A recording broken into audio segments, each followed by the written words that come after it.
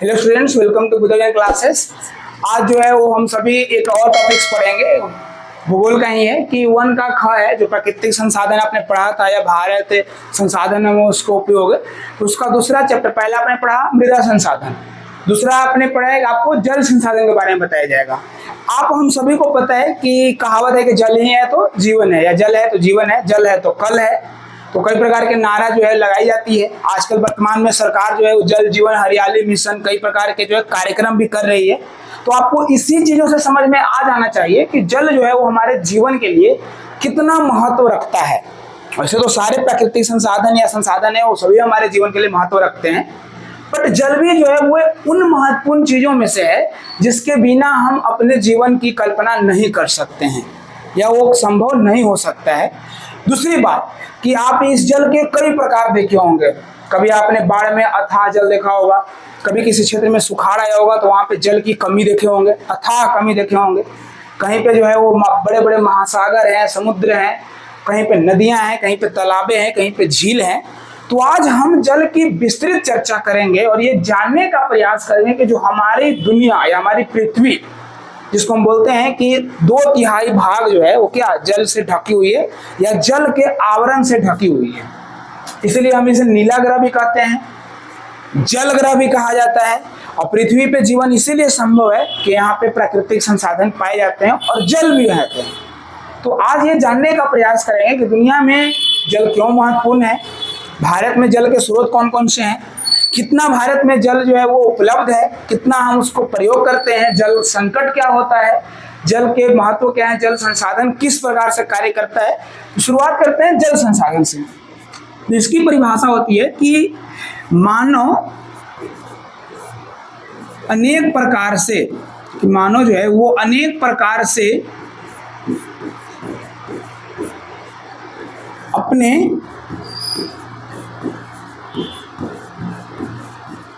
दैनिक क्रियाकलापों में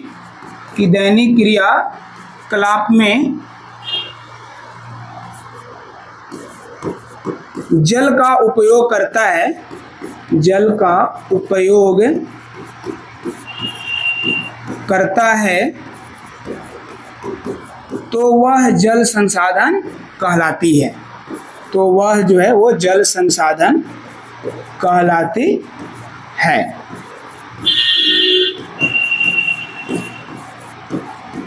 आप इसको जैसे में लिख सकते हैं, क्योंकि जैसे में भी आप परिभाषा लिख सकते हो।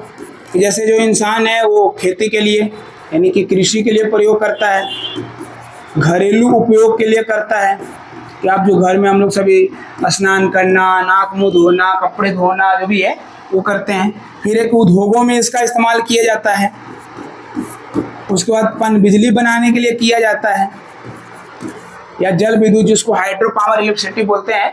तो अनेक प्रकार की चीजें हैं जिसके माध्यम से इंसान जल का क्या करता है, प्रयोग करता है।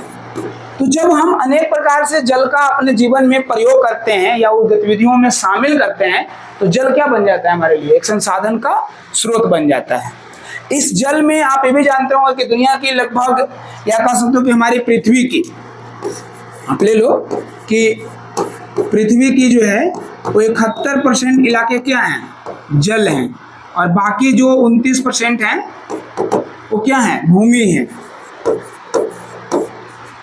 आप इससे जानो कि कुल जो है ना, कुल पृथ्वी का क्षेत्रफल, कुल पृथ्वी का क्षेत्रफल जो है वो लगभग 51 करोड़ वर्ग किलोमीटर है, 51 करोड़ वर्ग किलोमीटर है। और इसमें से जो स्थल क्षेत्र है यानी कि वे जो भूमि शामिल है वे लगभग 14.9 करोड़ वर्ग किलोमीटर है।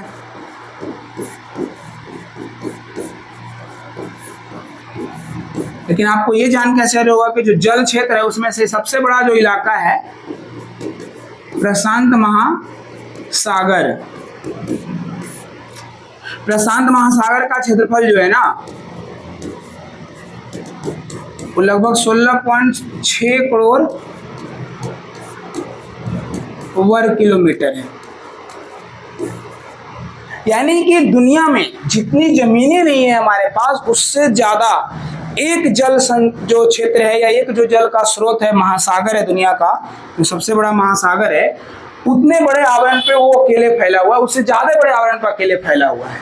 तो आप अगर एक नजर में देखोगे तो आप कह सकते हो कि दुनिया में जल की कमी नहीं है, क्योंकि 71% इलाके पे क्या है, जल है।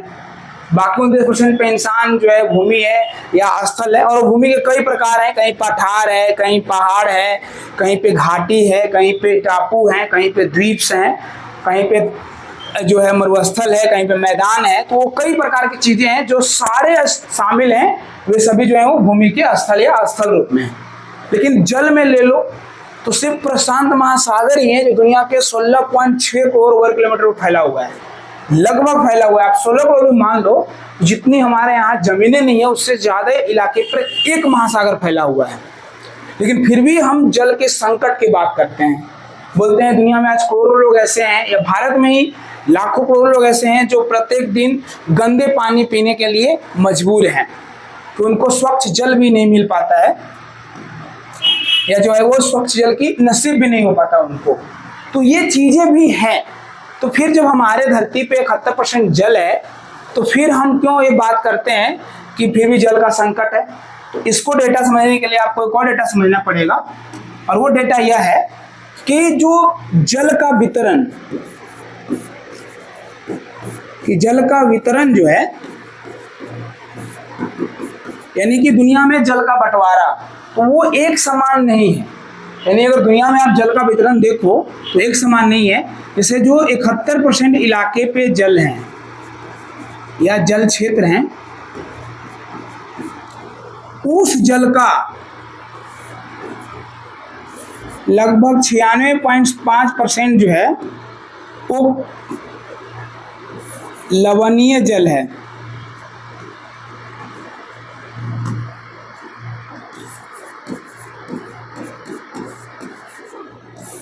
तो वह जो है वो लवणीय जल के रूप में मौजूद है, यानी कि खारे पानी के रूप में मौजूद है।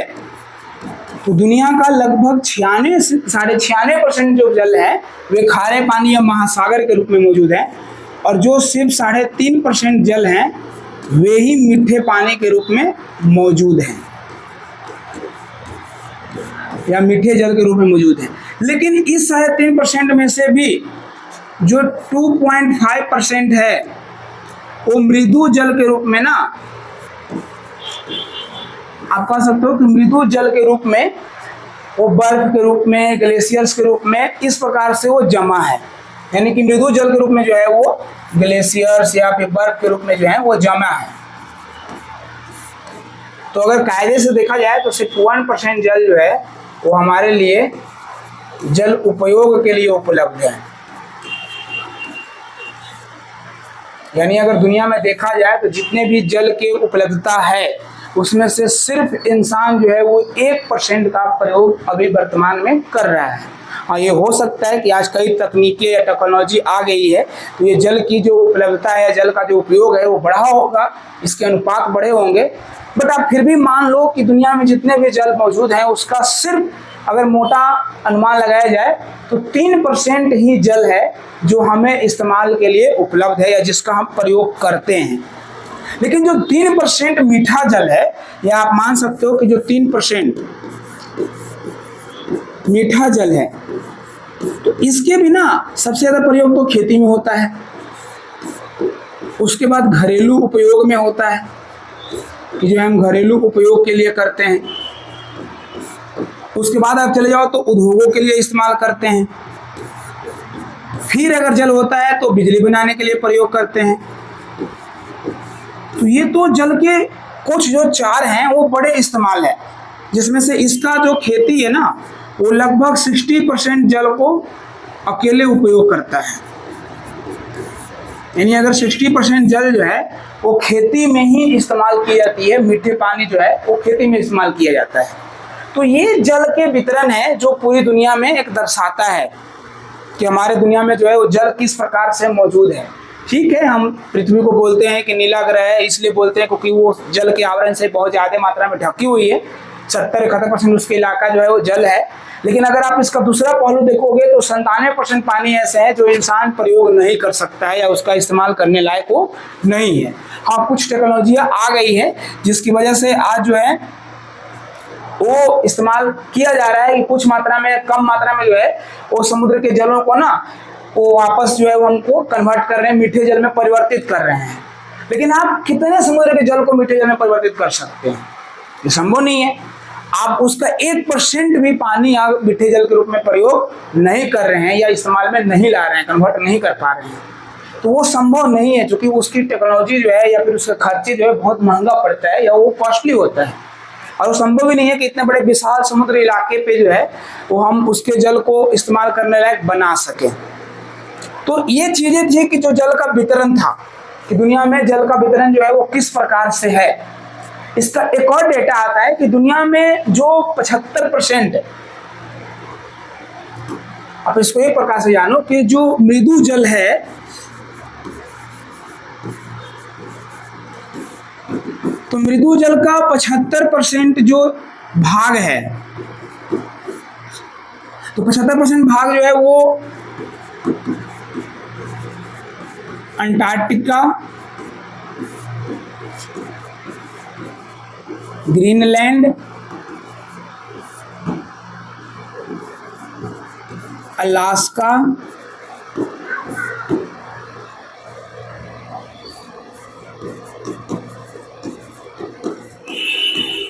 साइबेरिया एवं अन्य पर्वतीय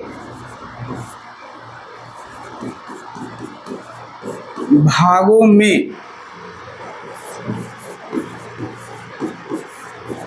ग्लेशियर या हिमनद या फिर हिम चादर इत्यादि के रूप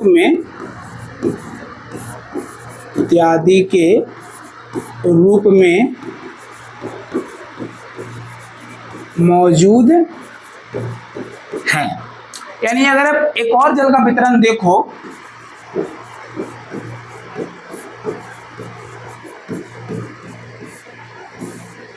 तो आपको ये समझ में आएगा कि दुनिया की 75% जो मीठे पानी है या जो इस्तेमाल लायक पानी है वो आज कहीं ना कहीं बर्फ के रूप में जमा है, चाहे वो अंटार्कटिका में जमा हो, ग्रीनलैंड में जमा हो, अलास्का में जमा हो, या साइबेरिया वाले इलाके में जमा हो, या भारत के हिमालय क्षेत्र में ग्लेशियर्स के रूप में जमा हो। आपको पता चाहिए कि भारत की जो हिमालय पर्वत श्रृंखला है वो लगभग 2500 किलोमीटर लंबी एक पर्वत श्रृंखला है, और उस क्षेत्र में कम से कम 20,000 से ज़्यादा छोटे बड़े ग्लेशियर्स हैं। हाँ, वो बात अलग है कि उस ग्लेशियर से कई विशाल नदियां भारत में निकलती हैं, जिसमें सिंधु, ब्रह्मपुत्र, गंगा और उनकी कई सहायक नदियां या यमुना शामिल हैं। तो आज उसी ग्लेशियर के पानी से जो नदियां निकल रही है उसी से जीवन भी संभव है, क्योंकि हम भारत को गंगा के देन बोलते हैं, पाकिस्तान को जो है वो सिंधु के देन बोला जाता है। आप असम या पूर्वोत्तर राज्यों में जाओ, पूर्वोत्तर भारत में जाओ तो उसको ब्रह्मपुत्र के इलाके के नाम से जाना जाता है, क्योंकि उस क्षेत्र में ब्रह्मपुत्र जो है वो बहुत बड़ी नदी है, वो एक विशाल नदी है। लगभग ब्रह्मपुत्र 2900 किलोमीटर लंबी एक नदी है, जिसका 70% इलाका जो है भारत में बहता है। वो ठीक है कि चीन वाले कब्जे के तिब्बत से होकर ये गुजरती है और वो भारत प्रवेश करके फिर बांग्लादेश में चले जाते हैं। बांग्लादेश के बाद फिर वो जो है वो सुंदरवन डेल्टा का निर्माण करते हुए बंगाल की खाड़ी में जाकर के मिल जाती है। तो आज उसी ग्लेशियर्स के पानी के रूप में नदियों का इस्तेमाल जो है वो संभव है, और हमारे देश में कृषि या पाकिस्तान में कृषि वो चीज़ें की जा रही है। लेकिन आप इसको अगर दूसरे पहलू से देखो कि जो जल उपलब्ध है, यानी कि जो मीठे जल मौजूद है हमारे दुनिया में इस्तेमाल लायक, उसका भी 75% जल हम इस्तेमाल में नहीं लाते हैं, या वो लगभग उसका प्रयोग नहीं कर रहे हैं, बिल्कुल कम मात्रा में प्रयोग कर रहे हैं। यानी अगर दुनिया अपने उपलब्ध जल जो मीठे पानी है, तो मीठे जल की उपलब्धता है उसका भी सिर्फ 25% ना वो इस्तेमाल कर रहा है। पहले तो ये था कि कुल जल का इस्तेमाल जो है वो दुनिया 1% करती है, कि जो पूरे दुनिया में विश्व में जितने भी जल की उपलब्धता है या जल की मात्रा है, चाहे वो खारे पानी हो, मीठे पानी हो, किसी प्रकार के जल हो, उसका सिर्फ 1% दुनिया के लोग इस्तेमाल करते हैं या इस्तेमाल में लाते हैं। लेकिन उस 1% में से भी 75% जल ऐसे हैं जो इस्तेमाल में लाने अभी लाए योग्य नहीं है, या वो जमा है, स्टोरेज है, कि वो भंडार संसाधन के रूप में मौजूद है जिसका इन भविष्य में इस्तेमाल किया जाएगा। यानी अगर वर्तमान में देखा जाए तो सिर्फ 25% मृदु जल ही है जिसको हम इस्तेमाल में ला रहे हैं या इस्तेमाल में प्रयोग कर रहे हैं। तो ये तो हुआ जल संसाधन, जल का वितरण, कि दुनिया में किस प्रकार से जल का वितरण है, क्यों उसमें असमानताएं पाई गई है। आप ये भी जानो कि दुनिया के कई ऐसे देश हैं जो मीठे पानी के रूप में बहुत ही उनके यहाँ उन्नत वो संसाधन के रूप में मौजूद है, वो संपन्न राष्ट्र हैं। जैसे आप कनाडा को ले लो, तो वहाँ पे आबादी के हिसाब से जो मीठा पानी उपलब्ध है वो बहुत ज़्यादा है। आप कनाडा को ले सकते हो, वही भारत को ले लो आप, तो पूरी दुनिया में लगभग, या पूरी दुनिया की जनसंख्या का लगभग भारत में 20% लोग रहते हैं। यानी अगर देखा जाए तो जनसंख्या में भारत की हिस्सेदारी जो है वो कितनी है, 20% है।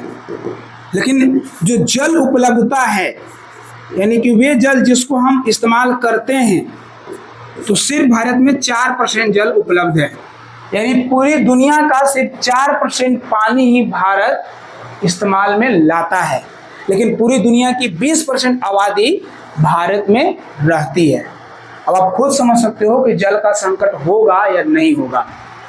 अब हम इसमें ये जानने का प्रयास करेंगे कि जल का स्रोत क्या होते हैं, या कौन कौन से स्रोत हैं जो जल स्रोत कहलाते हैं, या जल का मुख्यतः स्रोत कौन है, तो हम उसकी भी चर्चा कर लेते हैं आज।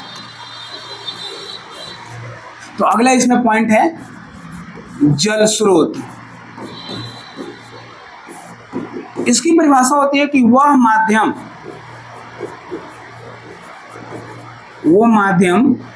जिसके द्वारा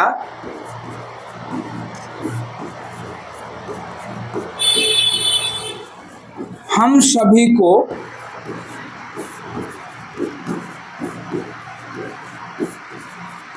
जल की प्राप्ति होती है,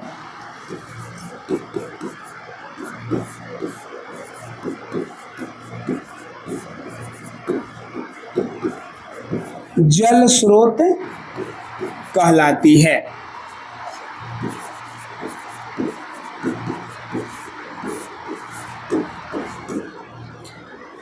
जैसे वर्षा, नदी, नलकूप, तालाब, भूमिगत जल इत्यादि। तो ये सभी जो है वो उनसे हम क्या करते हैं, जल की प्राप्ति करते हैं। कहीं ना कहीं इन सभी क्षेत्रों से हमें जल मिलता है। तो जिन माध्यम से हमें जल मिलता है या जल प्राप्त होता है वे जल स्रोत कहलाते हैं। तो पहला होता है भूपृष्ठीय जल, कि भूपृष्ठीय जल यानी कि वह जल स्रोत,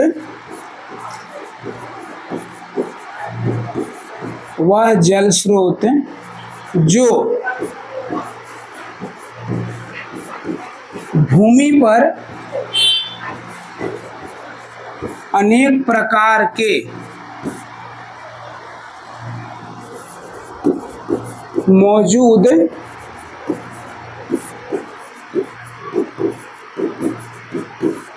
जलाशयों के माध्यम से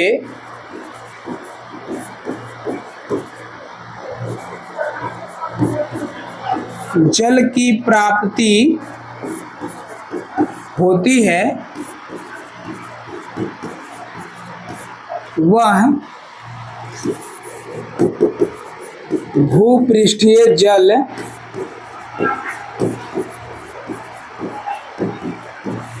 कहलाती है। यानी कहता है कि जल का वह स्रोत या जल का वह माध्यम जो भूमि पे मौजूद अनेक प्रकार के जलाशय, चाहे वो महासागर हो, सागर हो, नदियां हो, तालाबे हो, झील हो, झरना हो, कुएं हो, आहर हो, पोखर हो, पैन हो, नहर हो, ये सभी जो जल स्रोत हैं जो भूमि के ऊपर मौजूद हैं या अपने अंदर जल को समाहित किए हुए हैं, तो आप वो जो जल स्रोत होता है वो क्या होता है, भूपृष्ठीय जल, यानी कि भूमि के पृष्ठ के ऊपर वाले जल जो अनेक जलाशयों के रूप में मौजूद है जिससे हम जल की प्राप्ति करते हैं, तो वे भूपृष्ठीय जल कहलाते हैं। भूपृष्ठीय जल की जो उपलब्धता होती है तो उसका सबसे बड़ा स्रोत होता है वर्षा। अगर आप इसमें बात किया जाए तो ये वर्षा, तो अगर वर्षा का जल संचयन किया जाए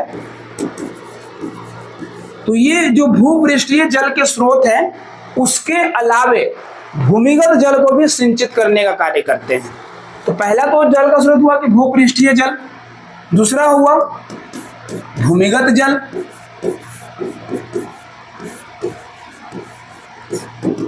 भूमिगत जल क्या होता है कि वह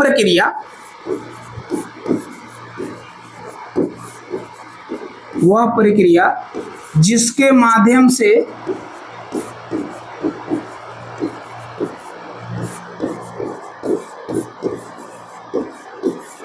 भूमि का जल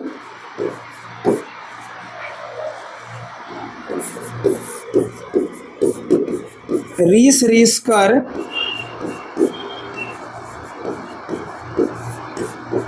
धरती के अंदर जाकर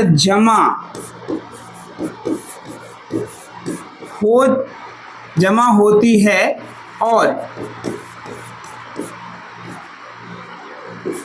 और जिसे हम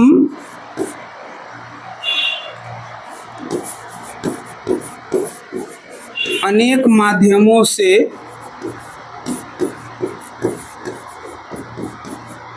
प्राप्त करते हैं,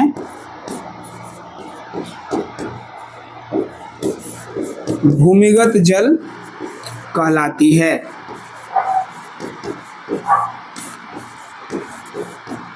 जैसे इसमें आप ले सकते हो कि इसका एग्जाम्पल होगा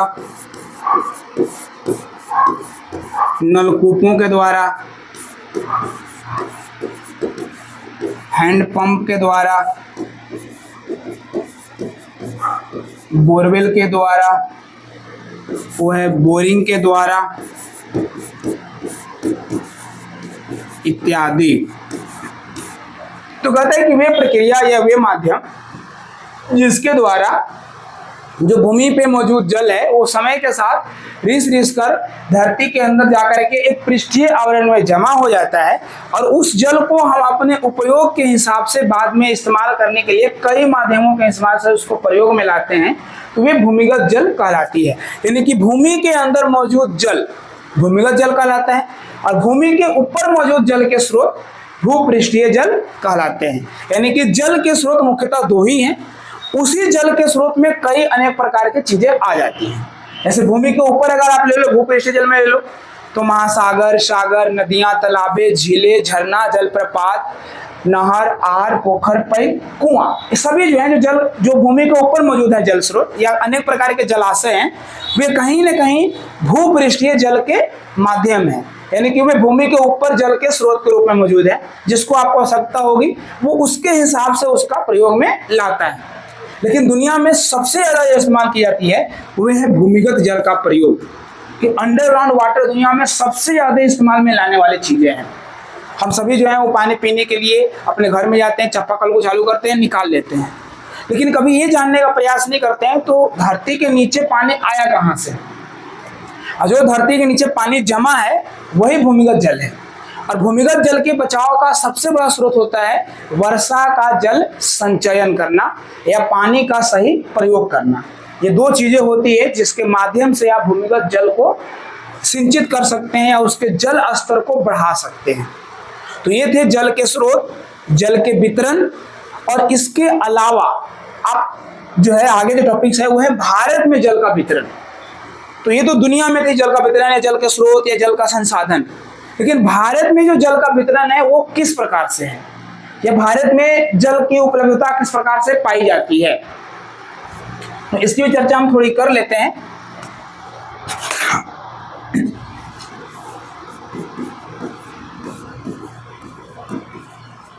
भारत में जल की उपलब्धता, या फिर आप कह सकते हो कि वितरण। तो भारत जो है ना वो जल संसाधन के रूप में एक संपन्न राष्ट्र रहा है, क्योंकि यहाँ पे कई सैकड़ों की तादाद में नदियां हैं जो भारत को जल संसाधन के रूप में एक संपन्न राष्ट्र बनाता है। और उसमें भी महत्वपूर्ण है कि दुनिया की 10 सबसे बड़ी नदियों में से 3 नदियां जो है ना वो भारत से गुजरती हैं, जिसमें सिंधु हो गया, गंगा हो गई और ब्रह्मपुत्र हो गई। इसमें सिंधु तो ठीक है, सिंधु का बहाव क्षेत्र जो है वो भारत में कम है, लेकिन गंगा तो लगभग अपनी 90% जो बहाव क्षेत्र है या उनका जो रास्ता है वो भारत से गुजरता है। कुछ मात्रा में वो बांग्लादेश में प्रवेश करती है, उसके बाद वो वापस वो बंगाल की खाड़ी में मिल जाती है। फिर आप ब्रह्मपुत्र को ले लो तो ब्रह्मपुत्र भी लगभग 70% क्षेत्र पे भारत में बहती है, 65% इलाके पे भारत में बहती है। तो अगर आप इसकी तुलना करोगे कि दुनिया में जो है वो सिंधु ले लो या ब्रह्मपुत्र को ले लीजिए आप, या फिर गंगा को ले लीजिए। सिंधु की लंबाई है 2900 किलोमीटर, ब्रह्मपुत्र की भी लगभग 2900 किलोमीटर है और गंगा का है 2525 किलोमीटर। दुनिया में जो स्थान है तो इनका 7वां है, ये 8वें नंबर पे आती है और ये 10वें नंबर पे आती है। यानी कि जल भंडारण की दृष्टि से कि जो है वो जल भंडारण की दृष्टि से तो भारत में वार्षिक, क्या आप अगर तुलना करोगे कि भारत में वार्षिक जल उपलब्धता सभी स्रोतों को मिला करके लगभग 4000 घन किलोमीटर कि 4000 घन किलोमीटर जल उपलब्ध है। लेकिन जो इस्तेमाल करने के लायक जल है वो है 1869 घन किलोमीटर जल।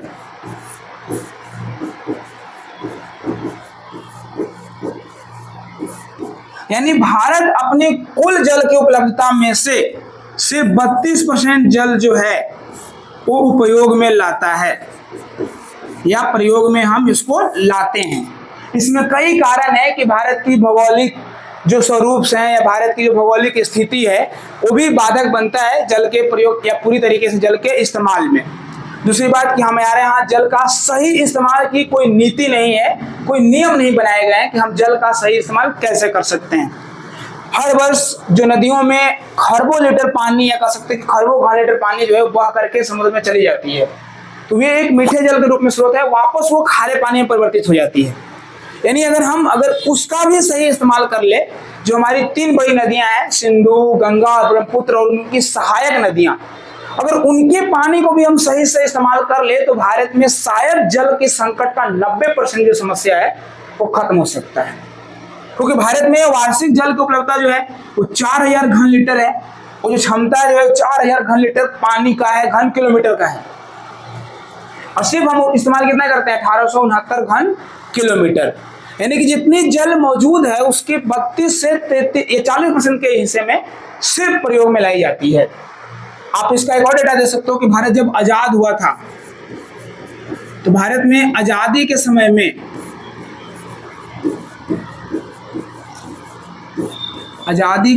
में लगभग 18 अरब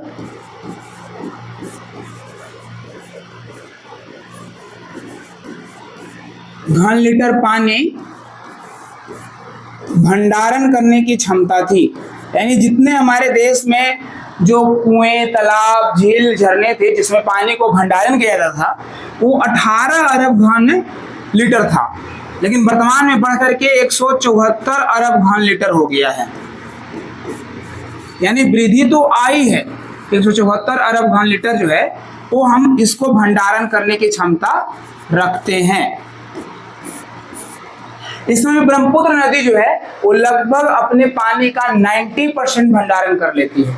बाकी नदियां तो जो है वो थोड़ी कम करती है। गंगा नदी का भी जल भंडारण की क्षमता कम है और ब्रह्मपुत्र का बहाव भी बहुत ज्यादा है गंगा नदी की तुलना में, तो इसमें उसमें बहुत ज्यादा पानी मात्रा में आता है। जो ब्रह्मपुत्र नदी है उसमें बहुत ज्यादा मात्रा में पानी आती है।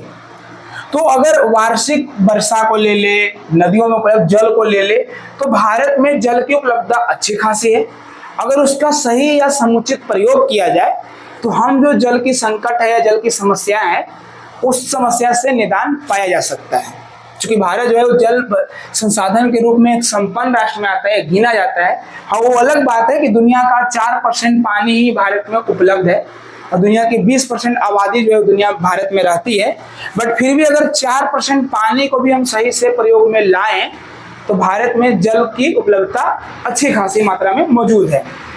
अब इसमें एक बात आता है कि दुनिया में जो जल उपलब्ध थे, तो आप इसको दो चीज से जानना है कि हमारी पृथ्वी को दो भागों में बांटा जाता है।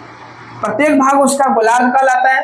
तो जो उत्तरी गोलार्ध है वो स्थल गोलार्ध के रूप से जानी जाती है, क्योंकि दुनिया का अधिकतर जो जमीनों का विस्तार है, फैलाव है, वो उत्तरी गोलार्ध में है। और दुनिया का जो दक्षिणी गोलार्ध है वो जल गोलार्ध के रूप में जाना जाता है, क्योंकि दुनिया का अधिकतर जल जो क्षेत्र हैं या जल के उपलब्ध मात्राएं या संसाधन हैं वे दक्षिणी गोलार्ध में स्थित हैं। जैसे आप प्रशांत महासागर को ले लो, अंटार्कटिका को ले लो, आर्कटिक सागर को ले लो, इस सभी प्रकार अटलांटिक के भी कुछ क्षेत्र जो है वो दक्षिणी गोलार्ध में ही पाए जाते हैं। हिंद महासागर को ले लो, पूरी तरह से दक्षिणी गोलार्ध में स्थित है। तो उत्तरी गोलार्ध जो है उसको स्थल गोलार्ध के नाम से जाना जाता है और दक्षिणी गोलार्ध को जल गोलार्ध के नाम से जाना जाता है। तो ये था भारत में या विश्व में जल की उपलब्धता, जल की मात्रा। आगे आपको हम बताने का प्रयास करेंगे कि भारत की जो नदियां हैं वो उनका वार्षिक जल की उपलब्धता कितनी है, उनकी भंडारण क्षमता कितनी है। आपको एक मैप्स के द्वारा या फिर मानचित्र के द्वारा सूची वगैरह मैं समझाने का प्रयास करूंगा। तो आज के लिए इतना ही। धन्यवाद। जय हिंद।